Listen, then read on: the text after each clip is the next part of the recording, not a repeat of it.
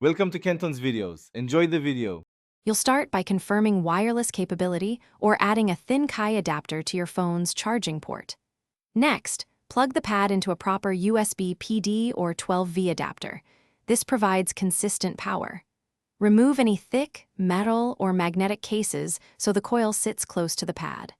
Once done, place the phone face up near the center of the pad to find the coil area. Make sure the pad's LED lights and the phone briefly vibrates or shows the charging icon. You need to fine-tune placement so the phone's coil lines up with the pad's transmitter. Slowly move the phone in small increments, left, right, forward, back, until the charging icon appears. That small adjustment matters more than power rating. If a camera bumper case prevents flat contact, use a thin non-metal spacer or remove the case.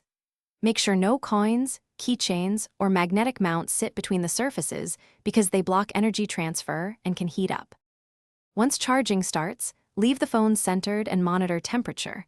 A slight warmness is normal but not excessive heat.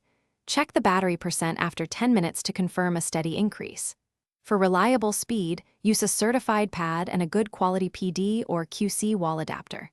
If charging fails, restart the phone, reseat the adapter and cable, and try another pad or phone to isolate the fault.